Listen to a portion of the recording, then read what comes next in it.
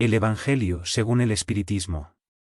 Contiene la explicación de las máximas morales de Cristo, su concordancia con el espiritismo y su aplicación a las diversas situaciones de la vida. Por Allan Kardec. Prólogo de la presente edición. Una nueva traducción de El Evangelio según el Espiritismo, de Allan Kardec, es sumamente oportuna y muy valiosa en este momento de aflicciones individuales y colectivas, teniendo en cuenta la grandiosidad de esa magnífica obra. No obstante el significado teológico y teleológico del Evangelio de Jesús, éste ha sufrido, a lo largo de los siglos, adulteraciones, adaptaciones a los intereses obscuros de copistas y religiosos vanos, así como alteraciones hechas a propósito, que le amputaron el supremo contenido resultante de las enseñanzas sublimes del Maestro. Orígenes, por ejemplo, en el siglo III, ya lamentaba al respecto las diferencias entre los manuscritos, que se hicieron aberrantes por la negligencia de los copistas o por la insolencia perversa de otros. A su vez, Celso, Dionisio, Rufino y muchos otros cristianos primitivos, desde épocas muy remotas, manifestaban su preocupación por las modificaciones de los textos originales, adaptados a propósito por los caprichos de personas sospechosas que así dieron lugar al surgimiento de los dogmas, cambiando completamente el sentido sublime de las enseñanzas de Jesús. Por ello, el noble codificador Allan Kardec eligió la enseñanza moral, pues ésta posee un contenido superior que se mantuvo auténtico pese a las conductas impropias de los copistas e impresores. En razón de esa belleza impar, que se encuentra en las palabras iluminativas del Maestro, el Evangelio permanece como sublime código de ética e incomparable tratado psicoterapéutico para las angustias y dolores contemporáneos.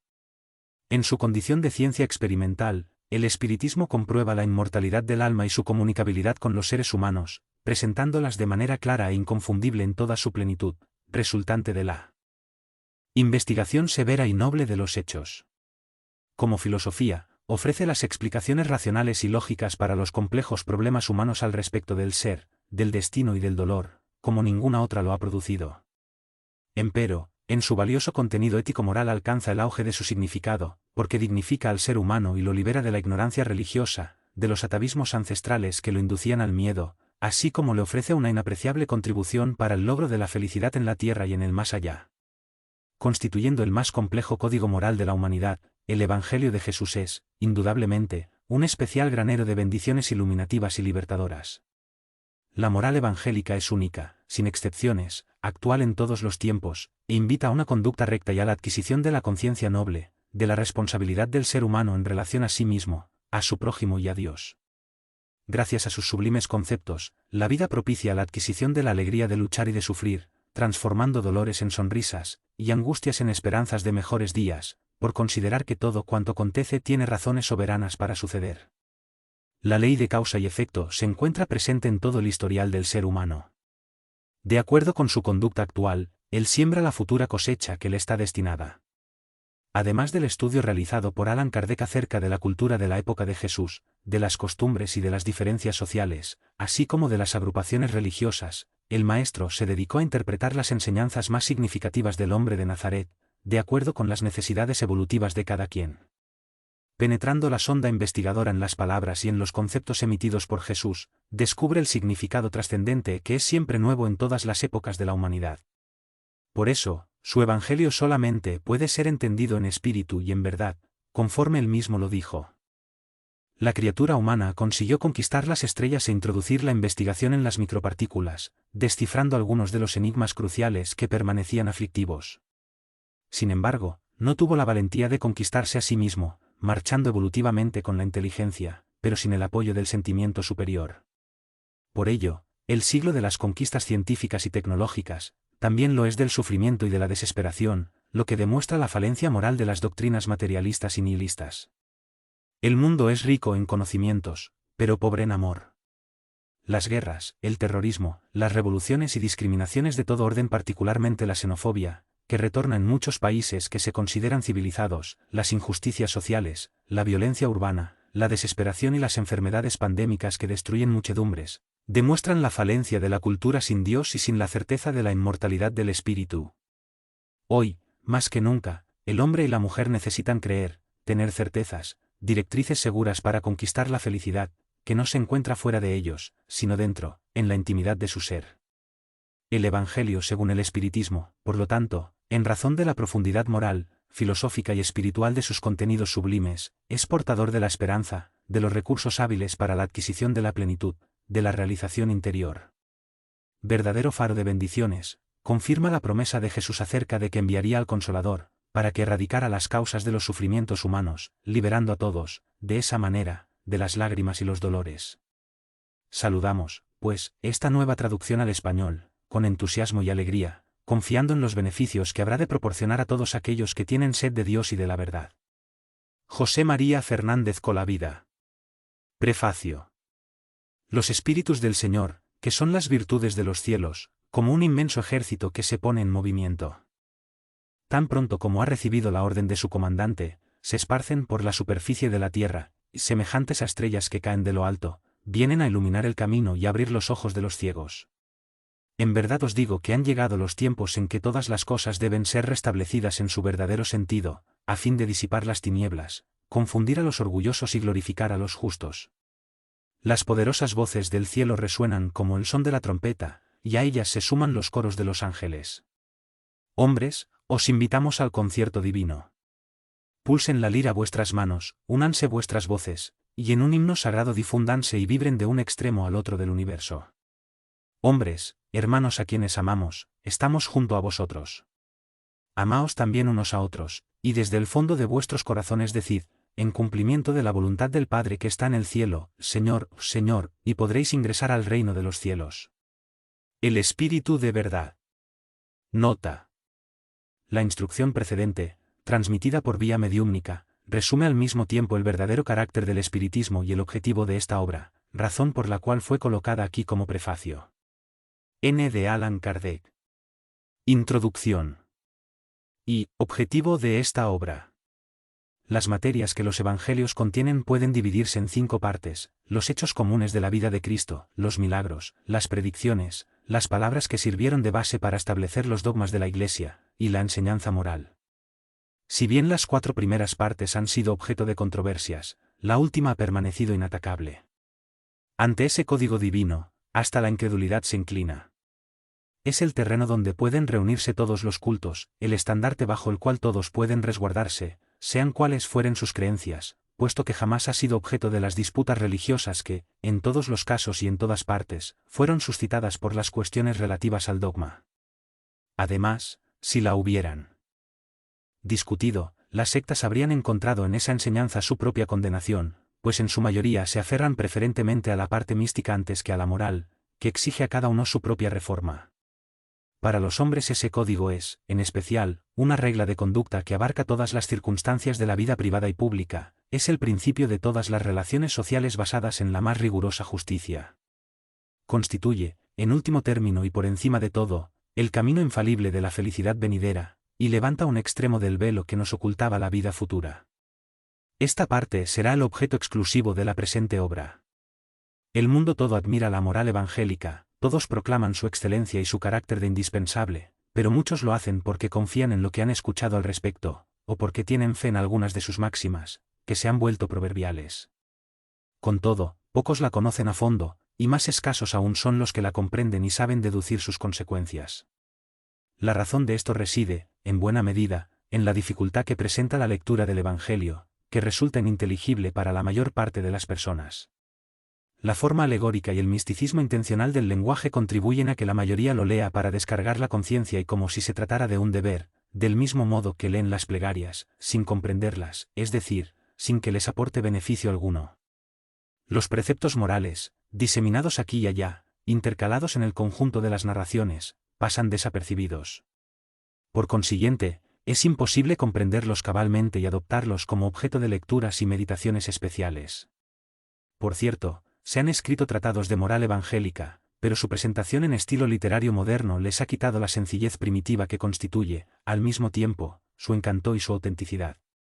Algo similar sucede con las máximas sacadas de contexto, reducidas a su más simple expresión proverbial, no son más que aforismos despojados de una parte de su valor e interés, pues les faltan los complementos y las circunstancias en que fueron enunciados.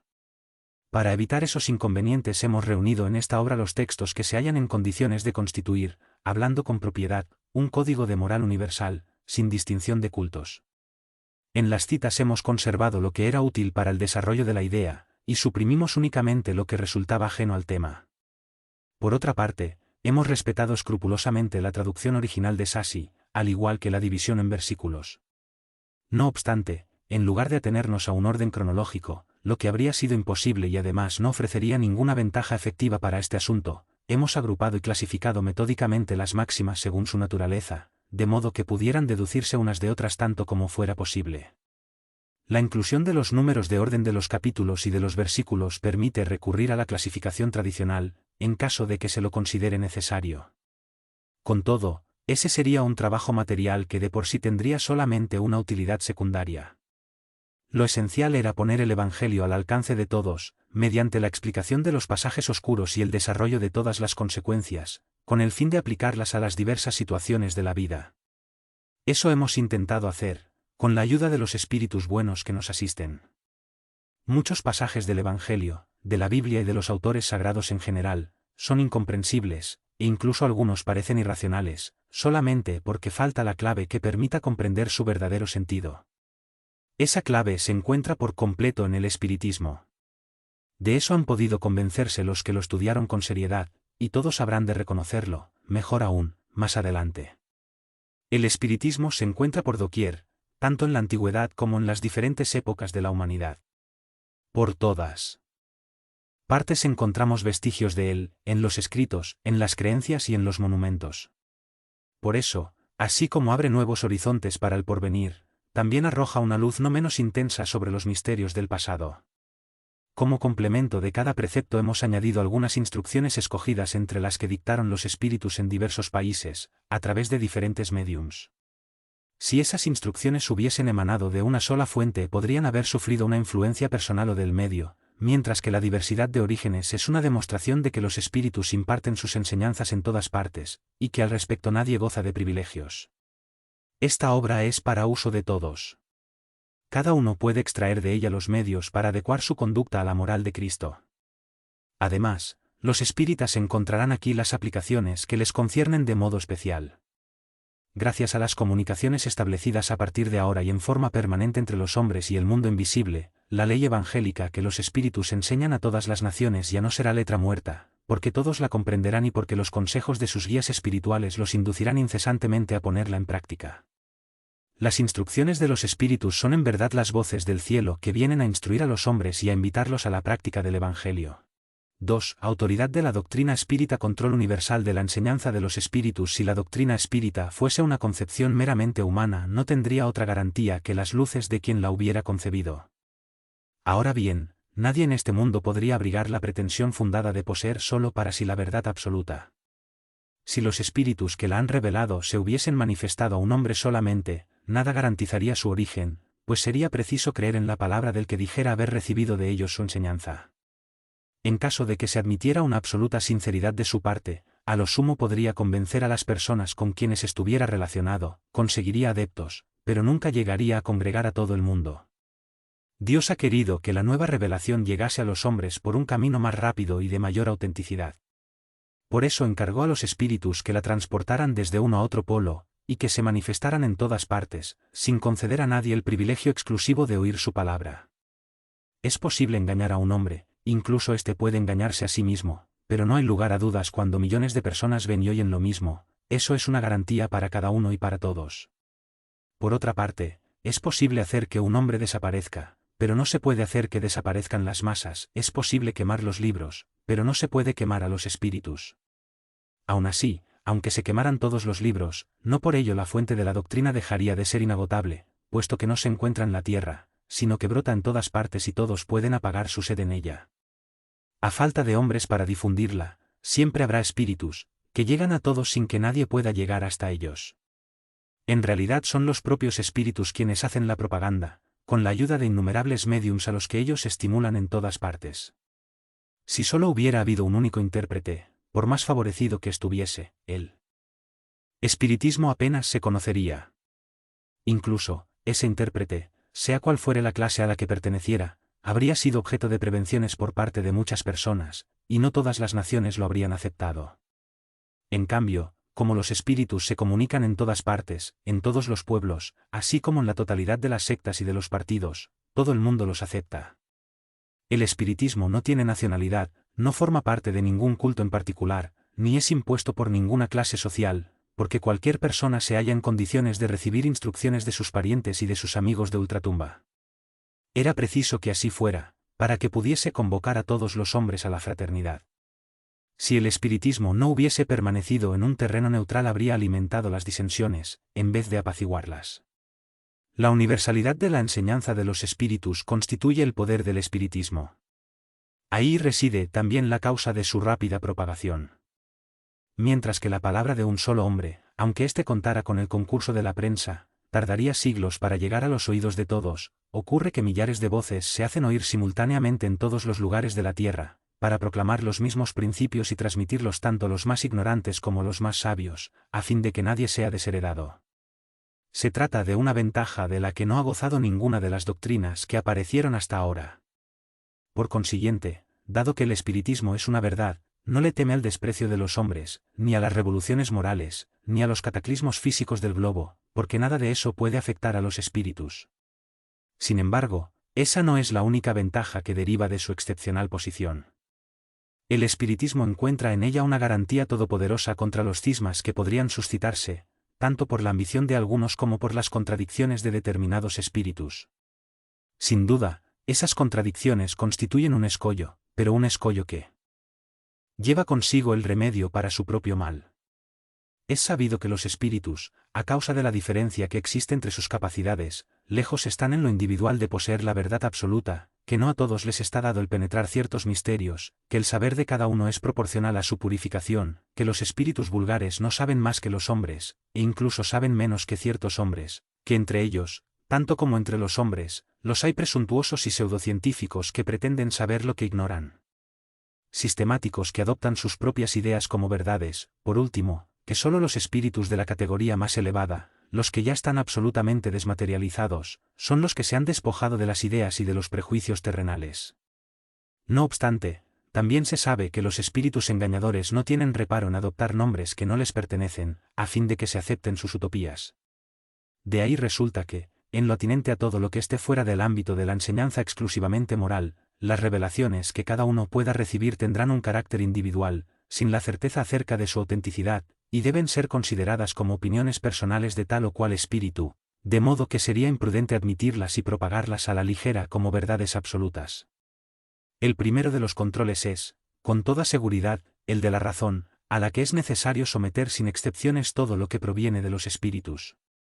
Una teoría en evidente contradicción con el buen sentido, con una lógica rigurosa y con los datos positivos que se poseen, debe ser rechazada, por más respetable que sea el nombre con que esté firmada. Sin embargo, en muchos casos ese control resultará incompleto debido a los deficientes conocimientos de ciertas personas, como también a la tendencia de muchos a considerar su propia opinión como juez exclusivo de la verdad. En semejante caso, ¿qué hacen los hombres que no depositan una confianza absoluta en sí mismos? Buscan el veredicto de la mayoría y adoptan como guía la opinión de ésta. Así se debe proceder respecto a la enseñanza de los espíritus, pues ellos mismos nos proporcionan los medios para hacerlo. La concordancia en la enseñanza de los espíritus es, pues, el mejor control. Con todo, es necesario realizarlo conforme a determinadas condiciones. La menos segura de todas es que el propio médium interrogue a espíritus diferentes acerca de un punto dudoso. Evidentemente, si él estuviera bajo el dominio de una obsesión o tratara con un espíritu engañador, ese espíritu podría manifestarle la misma cosa con nombres diferentes. Tampoco hay una garantía suficiente en la conformidad que haya en lo que se puede obtener a través de varios médiums en un mismo centro, porque es posible que todos estén bajo la misma influencia. La única garantía seria en relación con la enseñanza de los espíritus está en la concordancia que debe existir entre las revelaciones hechas espontáneamente, a través de un número importante de médiums de lugares diferentes, que no se conozcan entre sí. Se entiende que no se trata aquí de comunicaciones relativas a intereses secundarios, sino de las referidas precisamente a los principios de la doctrina. La experiencia demuestra que cuando se debe revelar un principio nuevo, este es enseñado espontáneamente en diferentes puntos, al mismo tiempo y de una manera idéntica, sino en cuanto a la forma, al menos en lo relativo al fondo. Por consiguiente, si satisface a un espíritu formular un sistema excéntrico, basado exclusivamente en sus ideas y ajeno a la verdad, téngase por seguro que ese sistema quedará circunscrito y caerá ante la unanimidad de las instrucciones que se proporcionen en todas partes, como ha quedado demostrado en abundantes ejemplos. Precisamente, a la unanimidad se debió el fracaso de los sistemas parciales que surgieron en los orígenes del espiritismo, cuando cada cual explicaba los fenómenos a su modo, antes de que se conociesen las leyes que rigen las relaciones entre el mundo visible y el mundo invisible.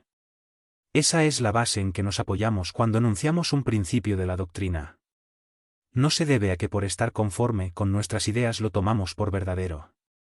No nos colocamos, en absoluto, como juez supremo de la verdad, ni tampoco decimos a nadie, creed en tal cosa porque nosotros lo decimos. Desde nuestro punto de vista, nuestra opinión solo es una opinión personal, que puede ser verdadera o falsa, puesto que no nos consideramos más infalibles que otros. Tampoco consideramos que un principio sea verdadero por el hecho de que nos lo hayan enseñado, sino porque ha recibido la sanción de la concordancia. En la posición en que nos encontramos, dado que recogemos comunicaciones de cerca de 1000 centros espíritas serios, diseminados por los más diversos puntos del globo, estamos en condiciones de analizar los principios en que se basa la concordancia. Ese análisis nos ha guiado hasta hoy, y habrá de guiarnos en los nuevos campos que el espiritismo está llamado a explorar. Así, mediante el estudio atento de las comunicaciones provenientes de diferentes lugares, tanto de Francia como del extranjero, reconocemos, por la naturaleza absolutamente especial de las revelaciones, que el espiritismo tiende a ingresar en un nuevo camino, y que le ha llegado el momento de dar un paso hacia adelante. Esas revelaciones, formuladas a veces con palabras veladas, a menudo han pasado desapercibidas a muchos de los que las han obtenido. Muchos otros creen que son los únicos que las poseen. Tomadas en forma aislada, no tendrían ningún valor para nosotros, solo la coincidencia les confiere autoridad. Más adelante, cuando llegue el momento de darlas a publicidad, cada uno recordará haber obtenido instrucciones en el mismo sentido. Ese movimiento general, que analizamos y estudiamos con la asistencia de nuestros guías espirituales, es el que nos ayuda a determinar la oportunidad para que realicemos o no alguna cosa. Ese control universal constituye una garantía para la unidad futura del espiritismo, y anulará todas las teorías contradictorias. De ese modo se buscará en el porvenir el criterio de la verdad. Lo que determinó el éxito de la doctrina formulada en el libro de los espíritus y en el libro de los médiums, fue que en todas partes todos pudieran recibir, directamente de los espíritus, la confirmación acerca del contenido de esos libros. Si de todas partes los espíritus hubieran venido a contradecirlo, haría mucho tiempo que esos libros habrían sufrido la suerte de las concepciones fantasiosas. Ni con el apoyo de la prensa se hubieran salvado del naufragio, mientras que, privados incluso de ese apoyo, no han dejado de abrirse camino y de avanzar rápidamente. Esto se debe a que han recibido el apoyo de los espíritus, cuya buena voluntad no solo compensó sino superó la mala disposición de los hombres. Del mismo modo sucederá con todas las ideas que, emanadas de los espíritus o de los hombres, no puedan superar la prueba de dicho control, cuyo poder nadie puede discutir. Supongamos, por lo tanto, que ciertos espíritus quieran dictar, bajo cualquier denominación, un libro en sentido contrario, supongamos además que con una intención hostil y con el propósito de desacreditar la doctrina, la malevolencia suscitase comunicaciones apócrifas, ¿cuál sería la influencia que podrían ejercer esos escritos, si en todas partes fueran desmentidos por los espíritus? Necesitamos como garantía la adhesión de estos últimos, antes de lanzar algún sistema en su nombre. Del sistema de uno solo, al sistema de todos, existe la misma distancia que va desde la unidad al infinito. ¿Qué podrán conseguir los argumentos de los detractores, por encima de la opinión de las masas, cuando millones de voces amigas provenientes del espacio llegan de todas partes del universo, para combatir tenazmente tales argumentos en el seno de cada familia? Al respecto, la teoría no ha sido confirmada ya por la experiencia. ¿Qué ha sido de todas esas publicaciones que, según decían, pretendían aniquilar al espiritismo? ¿Cuál es la que siquiera ha frenado su marcha? Hasta el presente no se había enfocado esta cuestión desde ese punto de vista, uno de los más importantes, sin duda. Cada uno contó consigo mismo, pero no contó con los espíritus. El principio de la concordancia es también una garantía contra las alteraciones que, para su propio provecho, podrían introducir en el espiritismo las sectas que quisieran apoderarse de él y adaptarlo a su voluntad. Quien intentara desviarlo de su objetivo providencial fracasaría, por la sencilla razón de que los espíritus, en virtud de la universalidad de su enseñanza, echarían por tierra cualquier modificación que se apartara de la verdad. De todo esto se desprende una verdad fundamental: cualquiera que intentara oponer trabas al curso de las ideas, ya establecido y sancionado, podría por cierto provocar una pequeña perturbación local y momentánea, pero nunca dominaría al conjunto, ni siquiera en el presente, pero menos todavía en el futuro. También se desprende de esto que las instrucciones que han suministrado los espíritus, acerca de los puntos de la doctrina que aún no se han dilucidado, no se convertirán en ley mientras esas instrucciones permanezcan aisladas, de modo que no deben ser aceptadas sino con todas las reservas y exclusivamente a título informativo. De ahí la necesidad de tener la mayor prudencia al darlas a publicidad, y en caso de que se considerase conveniente publicarlas, solo deben ser presentadas como opiniones individuales más o menos probables, pero que en todos los casos necesitan ser confirmadas. Esa confirmación es la que se debe aguardar antes de presentar algún principio como verdad absoluta, a menos que se exponga a recibir la acusación de liviandad o de credulidad irreflexiva. Los espíritus superiores proceden en sus comunicaciones con suma sabiduría. Solo abordan las cuestiones principales de la doctrina en forma gradual, a medida que la inteligencia es apta para comprender verdades de un orden más elevado, y cuando las circunstancias son propicias para la emisión de una idea nueva. A eso se debe que no hayan dicho todo desde el comienzo, ni que lo hayan hecho hasta el día hoy, pues jamás ceden a la impaciencia de las personas demasiado apresuradas que pretenden cosechar los frutos antes de que hayan madurado.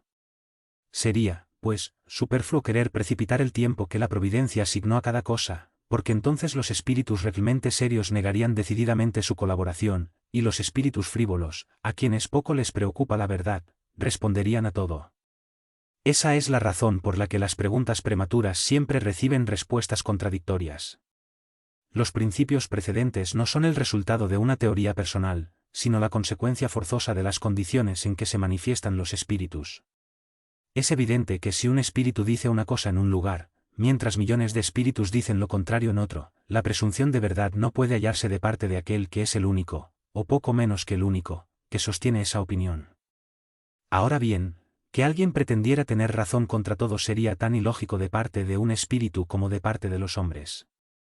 Los espíritus que en verdad son sabios, si no se consideran debidamente ilustrados sobre una cuestión, jamás la resuelven en forma terminante, declaran que solo la tratan desde su punto de vista y aconsejan que se aguarde la confirmación. Por grande, bella y justa que sea una idea, resulta imposible que desde un principio congregue a la totalidad de las opiniones. Los conflictos que de ella derivan son la consecuencia inevitable de la conmoción que se produce, son necesarios incluso para hacer que la verdad resalte mejor, y es conveniente que tengan lugar al comienzo, a fin de que las ideas falsas sean pronto dejadas de lado. Los espíritas que alimenten algún temor al respecto pueden, pues, permanecer absolutamente tranquilos. Las pretensiones aisladas fracasarán, por la fuerza de las circunstancias, ante el importante y poderoso criterio del control universal. No será a la opinión de un hombre que se aliarán los demás, sino a la voz unánime de los espíritus. No será un hombre, ni nosotros ni cualquier otro, quien implantará la ortodoxia espírita. Tampoco será un espíritu quien venga a imponerse a quien quiera que sea, será la universalidad de los espíritus que se comunican en toda la tierra por orden de Dios. Ese es el carácter esencial de la doctrina espírita, esa es su fuerza, su autoridad. Dios ha querido que su ley se apoyara en una base inconmovible, por eso no le dio como fundamento la frágil cabeza de uno solo. Ante tan poderoso areópago, que no conoce bandos ni rivalidades celosas, ni sectas, ni naciones, caerán todas las oposiciones, todas las ambiciones, todas las pretensiones de supremacía individual, pues nos destruiríamos a nosotros mismos si quisiéramos sustituir sus decretos soberanos por nuestras propias ideas. Solo Él resolverá los litigios, acallará las disidencias y dará la razón a quien le corresponda. Ante ese imponente acuerdo de todas las voces del cielo, ¿cuánto puede la opinión de un hombre o de un espíritu? Menos que una gota de agua que se pierde en el océano, menos que la voz de un niño sofocada por la tempestad. La opinión universal, ese es el juez supremo, que se pronuncia en última instancia. Esa opinión está constituida por las opiniones individuales. Si alguna de ellas es verdadera, solo tiene en la balanza un peso relativo. Si es falsa, no puede prevalecer sobre las demás. En ese inmenso conjunto las individualidades se extinguen, lo que representa un nuevo fracaso para el orgullo humano. Ese conjunto armonioso ya se esboza. No pasará este siglo sin que brille en todo su esplendor, a fin de disipar las incertidumbres, porque desde ahora hasta entonces, voces poderosas habrán recibido la misión de hacerse oír, de modo de reunir a los hombres bajo el mismo estandarte, tan pronto como el campo esté suficientemente labrado.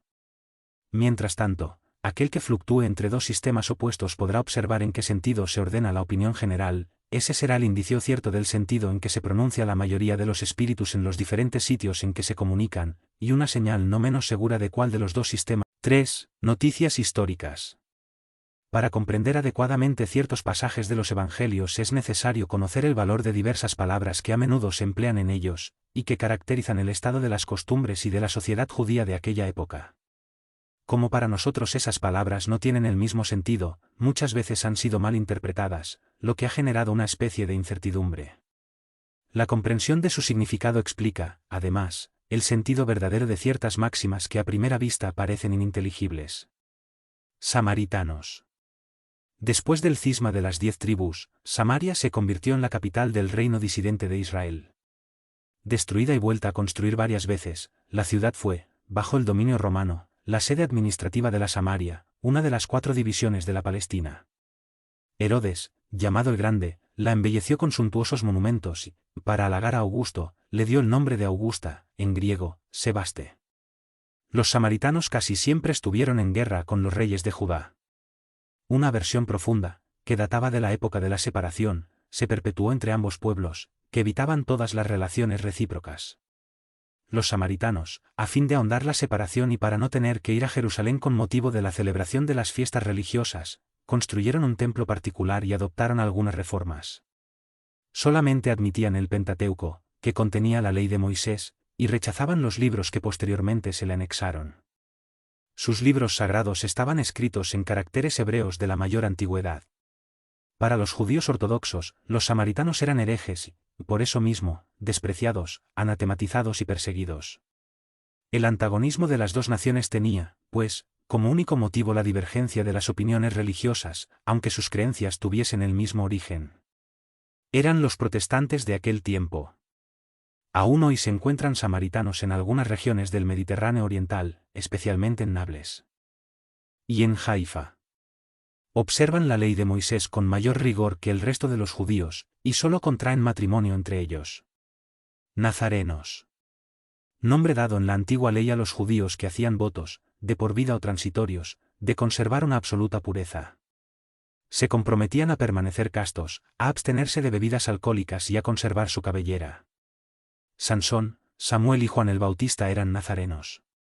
Posteriormente los judíos dieron ese nombre a los primeros cristianos, en alusión a Jesús de Nazaret. Ese fue también el nombre de una secta herética de los primeros siglos de la era cristiana, que, al igual que los ebionitas, de los que adoptaron ciertos principios, mezclaban las prácticas mosaicas con los dogmas cristianos. Esta secta desapareció en el siglo IV. Publicanos. En la antigua Roma, se llamaba así a los caballeros arrendatarios de las contribuciones públicas, encargados de la cobranza de los impuestos y las rentas de toda clase, ya fuera en la misma Roma, o en las demás partes del imperio. Eran semejantes a los arrendatarios generales y a los rematadores de impuestos del antiguo régimen en Francia, que aún existen en algunas comarcas. Por los riesgos que corrían se cerraban los ojos ante las riquezas que a menudo conseguían y que, para muchos, eran producto de exacciones y lucros escandalosos. El nombre de publicano se extendió más tarde a todos aquellos que administraban el dinero público y a los agentes subalternos. Hoy el término se emplea, en sentido peyorativo, para designar a los financistas y a los agentes de negocios poco escrupulosos. En algunas ocasiones se dice, ávido como un publicano o rico como un publicano, en referencia a una fortuna mal habida. De la dominación romana, el impuesto fue lo que los judíos aceptaron con mayor dificultad, y lo que les provocó mayor irritación. Debido a él se produjeron numerosos motines, y se hizo de esto una cuestión religiosa, porque era considerado contrario a la ley. Se constituyó incluso un partido poderoso, cuyo jefe era un tal Judá, llamado el Gaulonita, que había establecido como principio no pagar el impuesto. Por lo tanto, los judíos sentían horror por el impuesto, y en consecuencia, por todos los que se encargaban de recaudarlo. De ahí su aversión a los publicanos de todas las categorías, entre los cuales podía haber personas muy estimables, pero que en razón de sus funciones eran menospreciadas, al igual que sus allegados, y se las incluía en el mismo rechazo. A los judíos distinguidos les resultaba comprometedor tener trato con ellos. Peajeros. Eran los recaudadores de baja categoría, encargados principalmente del cobro de los derechos de entrada a las ciudades. Sus funciones correspondían, poco más o menos, a las de los empleados de aduana. Estaban incluidos en la repulsión dirigida a los publicanos en general. Por esa razón, en el Evangelio se encuentra con frecuencia el nombre de publicano asociado a la expresión gente de mala vida. Esta calificación no implicaba la de disolutos o vagos, sino que era un término despreciativo, sinónimo de gente de mala compañía, indigna de convivir con personas distinguidas. Fariseos. Del hebreo parash, división, separación. La tradición constituía una parte importante de la teología judaica. Consistía en una compilación de las interpretaciones sucesivas del sentido de las Escrituras, que se convirtieron en artículos de dogma. Entre los doctores, era motivo de interminables discusiones, la mayoría de las veces sobre simples cuestiones de palabras o de forma, del tipo de las disputas teológicas y las sutilezas escolásticas de la Edad Media. De ahí nacieron diferentes sectas, cada una de las cuales pretendía tener el monopolio de la verdad, mientras se detestaban cordialmente las unas a las otras, como sucede a menudo. Entre esas sectas, la más influyente era la de los fariseos, que tuvo por jefe a Hillel, doctor judío que nació en Babilonia, fundador de una escuela célebre, en la que se enseñaba que la fe solo se basaba en las Escrituras. Su origen se remonta a 180 o 200 años antes de Jesucristo. Los fariseos fueron perseguidos en diversas épocas, especialmente bajo el poder de Hircano, soberano pontífice y rey de los judíos, de Aristóbulo y de Alejandro, rey de Siria. Sin embargo, como este último les restituyó sus honores y sus bienes, los fariseos recobraron su poder y lo conservaron hasta la ruina de Jerusalén, en el año 70 de la era cristiana, época en que desapareció su denominación a consecuencia de la dispersión de los judíos. Los fariseos tomaban una parte activa en las controversias religiosas. Serviles observantes de las prácticas exteriores del culto y de las ceremonias, caracterizados por su dedicación ferviente al proselitismo, enemigos de los innovadores, aparentaban una gran severidad de principios. Con todo, bajo las apariencias de una devoción meticulosa, ocultaban costumbres disolutas, gran orgullo y, sobre todo, un excesivo anhelo de dominación. Para ellos, la religión era más un medio para alcanzar sus fines, que objeto de fe sincera. De la virtud solo conservaban la ostentación y las exteriorizaciones, aunque de ese modo ejercían una gran influencia sobre el pueblo, ante cuya mirada pasaban por santos. Por esa causa eran muy poderosos en Jerusalén. Creían o, por lo menos, fingían que creían en la providencia, en la inmortalidad del alma, en la eternidad de las penas y en la resurrección de los muertos, véase el capítulo 4, párrafo 4. Jesús, que apreciaba por sobre todo la sencillez y las cualidades del corazón, que preferían la ley y el espíritu que vivifica, a la letra que mata, se dedicó durante su misión a desenmascarar su hipocresía, por consiguiente, los transformó en enemigos encarnizados. Por eso ellos se aliaron a los príncipes de los sacerdotes a fin de amotinar al pueblo en contra de Jesús y eliminarlo. Escribas. Nombre que al principio se daba a los secretarios de los reyes de Judá, y a ciertos intendentes de los ejércitos judíos.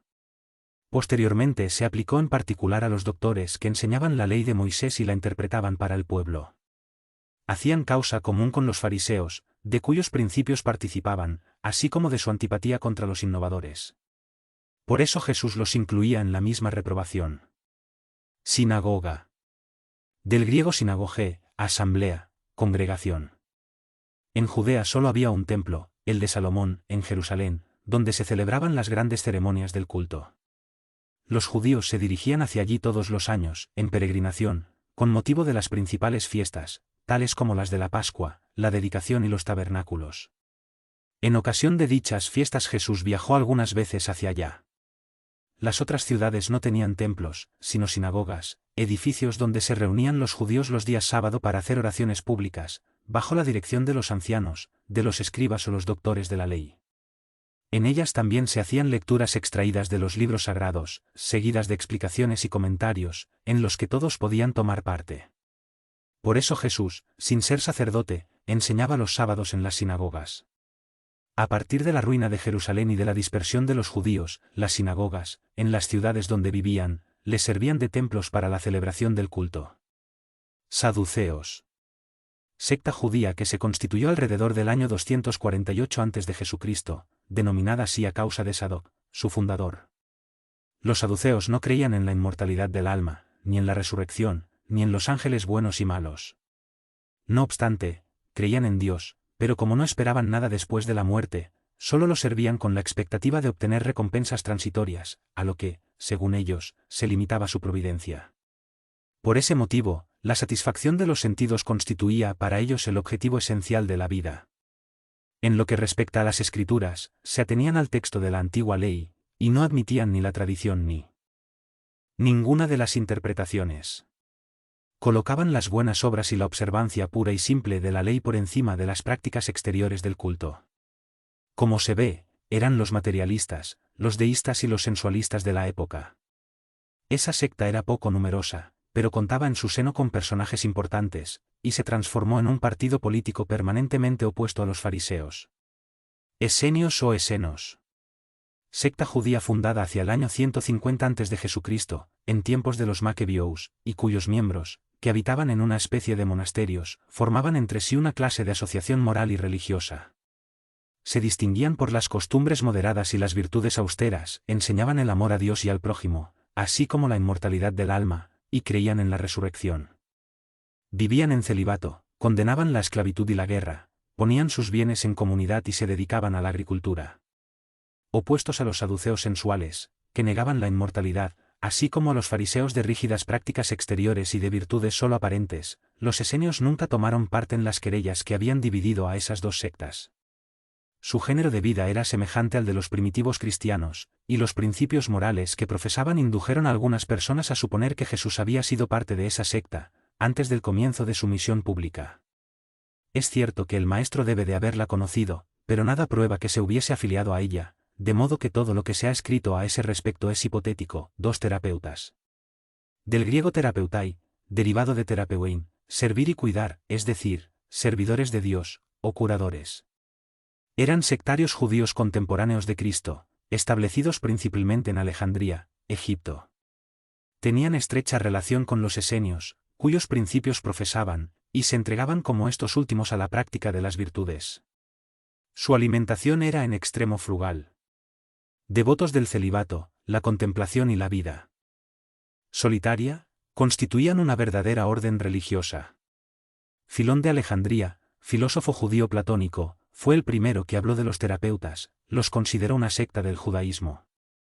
Eusebio, San Jerónimo y otros padres de la Iglesia, piensan que eran cristianos. Ya fuesen judíos o cristianos, es evidente que, del mismo modo que los esenios, representan la línea de unión entre el judaísmo y el cristianismo. 4. Sócrates y Platón, precursores de la idea cristiana y del espiritismo. Del hecho de que Jesús haya conocido la secta de los esenios sería erróneo sacar la conclusión de que él extrajo de esa secta su doctrina, y que si hubiese vivido en otro ámbito habría profesado otros principios. Las grandes ideas jamás irrumpen súbitamente. Las que se basan en la verdad tienen siempre precursores que preparan parcialmente el camino. Después, cuando llega el momento, Dios envía a un hombre con la misión de resumir, coordinar y completar los elementos esparcidos, y formar con ellos un cuerpo de doctrina. De ese modo, como la idea no surge bruscamente, cuando hace su aparición encuentra espíritus dispuestos a aceptarla. Así ha sucedido con la idea cristiana, presentida muchos siglos antes de Jesús y los esenios, y cuyos principales precursores fueron Sócrates y Platón. Sócrates, al igual que Cristo, no escribió o al menos no ha dejado ningún escrito, al igual que él, murió como los criminales, víctima del fanatismo, por haber atacado las creencias aceptadas y por haber colocado la virtud real por encima de la hipocresía y del simulacro de las formas, en una palabra, porque combatió los prejuicios religiosos. Así como Jesús fue acusado por los fariseos de corromper al pueblo con sus enseñanzas, también Sócrates fue acusado por los fariseos de su tiempo, pues los ha habido en todas las épocas, de corromper a la juventud, al proclamar el dogma de la unicidad de Dios, de la inmortalidad del alma, y de la vida futura. Del mismo modo que solo conocemos la doctrina de Jesús por los escritos de sus discípulos, solo conocemos la de Sócrates por los escritos de su discípulo Platón. Creemos de utilidad resumir aquí sus conceptos más importantes, para demostrar su concordancia con los principios del cristianismo. A los que consideren este paralelo como una profanación, y pretendan que no puede haber paridad entre la doctrina de un pagano y la de Cristo, les responderemos que la doctrina de Sócrates no era pagana, puesto que su objetivo era combatir el paganismo, que la doctrina de Jesús, más completa y más depurada que la de Sócrates, no pierde nada en la comparación, que la trascendencia de la misión divina de Cristo no puede verse disminuida por ello, y que por otra parte se trata de un hecho histórico que no puede ignorarse. El hombre ha llegado a la época en que la luz sale por sí misma de debajo del celemín, y él está maduro para mirarla de frente. Tanto peor para los que no se atrevan a abrir los ojos. Ha llegado el tiempo de mirar las cosas en forma amplia y elevada, ya no desde el punto de vista mezquino y limitado de los intereses de sectas y de castas. Por otra parte, estas citas probarán que, así como Sócrates y Platón presintieron la idea cristiana, también se encuentran en su doctrina los principios fundamentales del espiritismo. Resumen de la doctrina de Sócrates y Platón. Y, el hombre es un alma encarnada. Antes de su encarnación, el alma existía unida a los arquetipos primordiales, a las ideas de lo verdadero, del bien y de lo bello. De ellas se separa al encarnar, recordando su pasado, está más o menos atormentada por el deseo de volver a él. No se puede enunciar más claramente la distinción y la independencia del principio inteligente y del principio material. Además, se trata de la doctrina de la preexistencia del alma, de la vaga intuición que ella conserva de otro mundo al cual aspira, de su supervivencia al cuerpo, de su salida del mundo espiritual para encarnar, y de su regreso a ese mundo después de la muerte. Es, por último, el germen de la doctrina de los ángeles caídos. 2. El alma se extravía y se turba cuando se sirve del cuerpo para considerar algún objeto. Siente vértigo, como si estuviera ebria, porque se apega a cosas que por su naturaleza están sujetas al cambio. Por el contrario, cuando contempla su propia esencia, se dirige hacia lo que es puro, eterno e inmortal, y como es de la misma naturaleza, permanece allí tanto tiempo como puede. Entonces sus extravíos cesan, porque está unida a lo que es inmutable. Ese estado del alma es lo que se llama sabiduría. Así, el hombre que considera las cosas de la tierra con poca elevación, desde el punto de vista material, vive de ilusiones. Para apreciarlas con exactitud, es preciso verlas desde lo alto, es decir, desde el punto de vista espiritual. La verdadera sabiduría debe, pues, aislar hasta cierto punto el alma del cuerpo, para ver con los ojos del espíritu. Esto es lo que enseña el espiritismo. Véase el capítulo 2, párrafo 5. 3. Mientras tengamos nuestro cuerpo y el alma se encuentre sumergida en esa corrupción, nunca poseeremos el objeto de nuestros deseos, la verdad. En efecto, el cuerpo nos suscita 1000 obstáculos, por la necesidad que tenemos de cuidarlo. Además, nos llena de deseos, de apetitos, de temores, de 1000 quimeras y de 1000 tonterías, de manera que con él es imposible que seamos sabios, ni por un instante. Con todo, si no nos es posible conocer nada con pureza mientras el alma está unida al cuerpo, entonces ha de suceder una de estas dos cosas, o jamás conoceremos la verdad, o solo la conoceremos después de la muerte. Es de esperar que, una vez desembarazados de la locura del cuerpo, conversaremos como hombres igualmente libres, y conoceremos por nosotros mismos la esencia de las cosas. Por eso los verdaderos filósofos se preparan para morir, y la muerte no les parece espantosa en absoluto. El cielo y el infierno, primera parte, cap 2, y segunda parte, cap I. Ahí radica el principio de las facultades del alma, obnubiladas por la intermediación de los órganos corporales, así como el de la expansión de esas facultades después de la muerte. No obstante, aquí se trata solamente de las almas de élite, ya purificadas, pues no sucede lo mismo con las almas impuras. 4. El alma impura, en ese estado, se encuentra entorpecida, y se ve arrastrada de nuevo hacia el mundo visible por el horror que tiene a lo invisible e inmaterial. Dicen entonces que se mantiene errante alrededor de los monumentos y de los sepulcros, cerca de los cuales se han visto a veces tenebrosos fantasmas, tal como deben de ser las imágenes de las almas que han dejado el cuerpo sin estar completamente purificadas, y que conservan algo de la forma material, lo que hace que puedan ser percibidas por la vista humana. Esas no son las almas de los buenos, sino las de los malos, que están obligadas a vagar en esos parajes, a donde llevan consigo la pena de su primera vida y en donde permanecen errantes hasta que los apetitos inherentes a la forma material con que estuvieron revestidas vuelvan a conducirlas a un cuerpo. Entonces vuelven, sin duda, a adoptar las mismas costumbres que eran objeto de sus predilecciones durante su primera vida. No solamente está expresado aquí con claridad el principio de la reencarnación, sino que está descrito. Del mismo modo que lo muestra el espiritismo en las evocaciones, el estado de las almas que aún están bajo el imperio de la materia.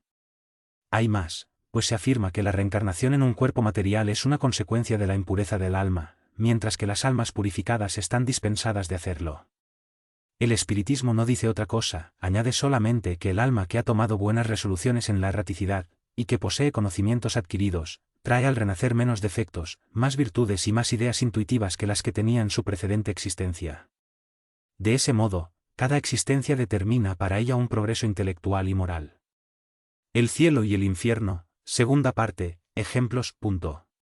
V.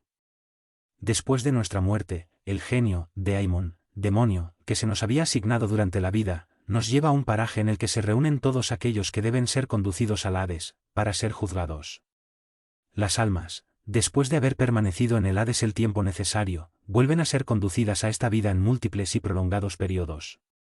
Esta es la doctrina de los ángeles de la guarda o espíritus protectores, y de las reencarnaciones sucesivas después de intervalos más o menos prolongados de erraticidad.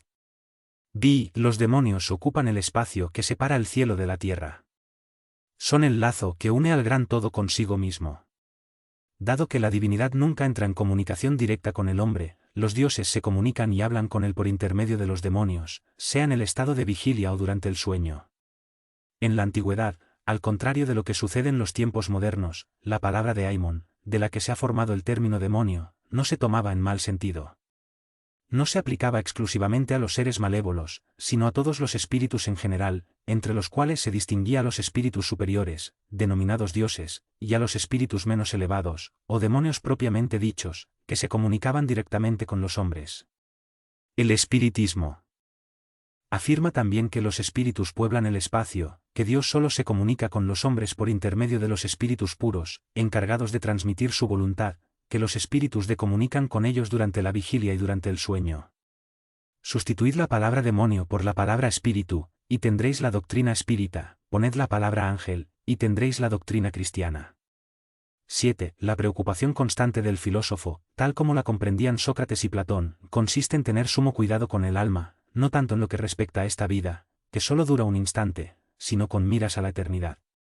Si el alma es inmortal, ¿no será prudente vivir con el fin de alcanzar la eternidad? El cristianismo y el espiritismo enseñan esto mismo. 8. Si el alma es inmaterial, debe pasar después de esta vida a un mundo igualmente invisible e inmaterial, del mismo modo que el cuerpo, cuando se descompone, vuelve a la materia. Solo que conviene distinguir bien el alma pura, verdaderamente inmaterial, que se alimenta como Dios de la ciencia y de las ideas, del alma más o menos manchada de impurezas materiales, que le impiden elevarse hacia lo divino y la retienen en los lugares de su morada terrestre. Sócrates y Platón, como se ve, comprendían perfectamente los diferentes grados de desmaterialización del alma. Insisten en la diferencia de situación que resulta para ellas de su mayor o menor pureza. Lo que ellos decían por intuición, el espiritismo lo prueba con numerosos ejemplos que pone al alcance de nuestra vista. El cielo y el infierno, segunda parte. 9. Si la muerte fuese la completa disolución del hombre, sería muy ventajosa para los malos, pues después de la muerte se verían libres, al mismo tiempo, de su cuerpo, de su alma y de sus vicios. Solo aquel que atavió su alma, no con elementos extraños, sino con los que son inherentes a ella, podrá esperar tranquilamente la hora de su partida al otro mundo. En otros términos, esto significa que el materialismo, que proclama la nada para después de la muerte, constituye la anulación de toda responsabilidad moral ulterior, y por consiguiente, representa un estímulo para el mal. Significa también que con la nada el malo tiene todo para ganar, y que solo el hombre que se ha despojado de sus vicios y se ha enriquecido con virtudes puede esperar tranquilamente el despertar en la otra vida. El espiritismo nos enseña, con los ejemplos que pone todos los días ante nosotros, cuán penoso es para el malo el tránsito de una vida a la otra, así como el ingreso en la vida futura.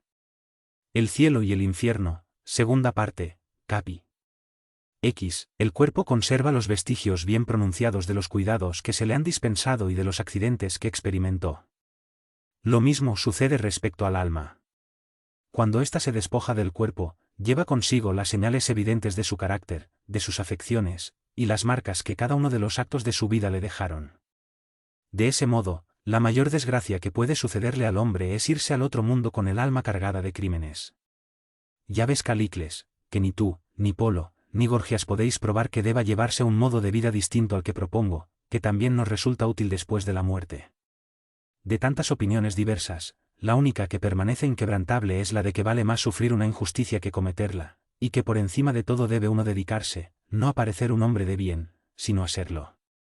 Conversaciones de Sócrates con sus discípulos, en la prisión. Aquí encontramos otro punto capital, confirmado hoy por la experiencia, que el alma no purificada conserva las ideas, las tendencias, el carácter y las pasiones que tenía en la tierra. La máxima, más vale sufrir una injusticia que cometerla, ¿no es acaso completamente cristiana? Es el mismo pensamiento que Jesús expresa con esta imagen: si alguien te hiere en una mejilla, ofrécele también la otra. Cap 12, párrafo 7 y 8.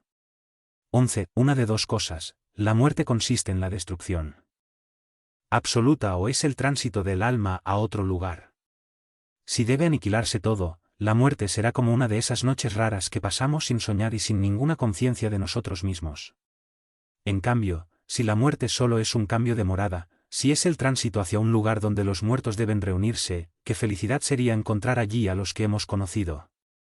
Mi mayor placer sería examinar de cerca a los habitantes de esa morada para distinguir, al igual que aquí, a los que son sabios de aquellos que creen serlo y no lo son.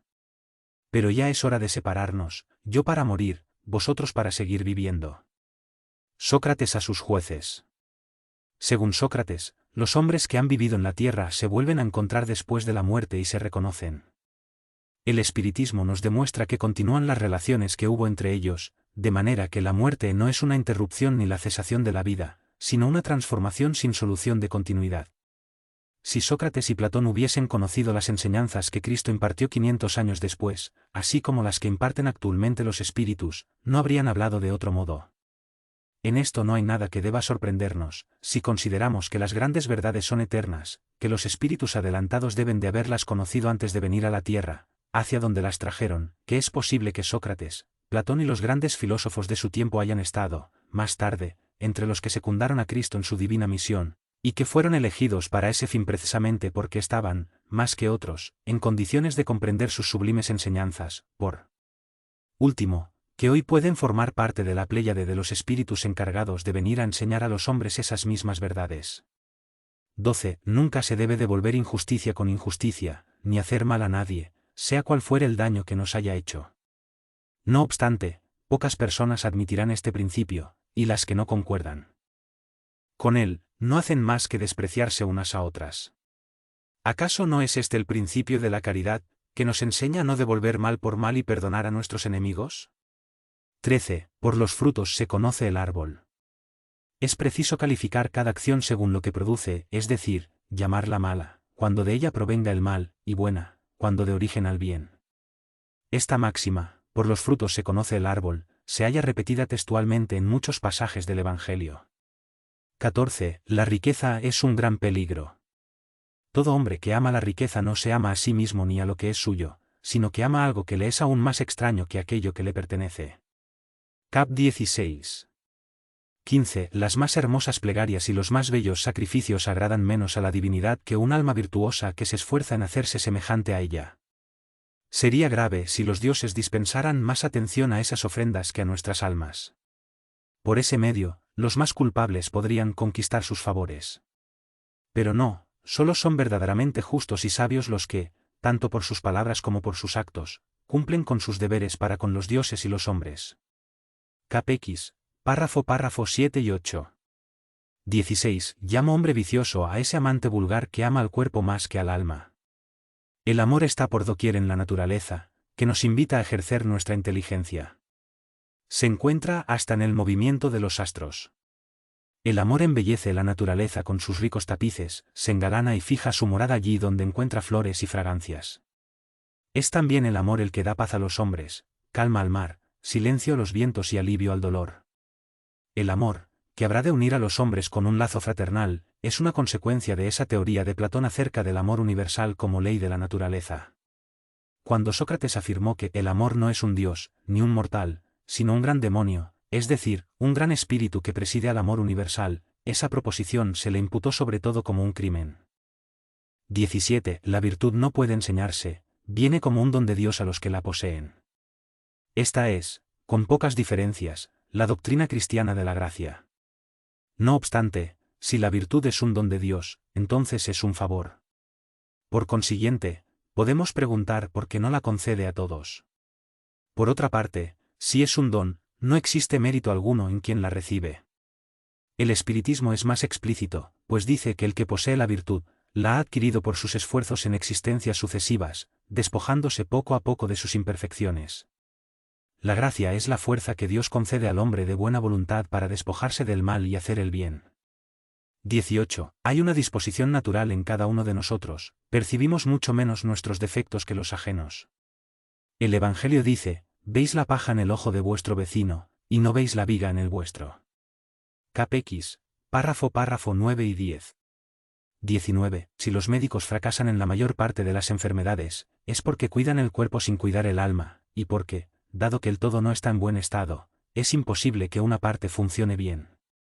El espiritismo ofrece la clave de las relaciones que existen entre el alma y el cuerpo, y prueba que entre ambos hay una reacción continua.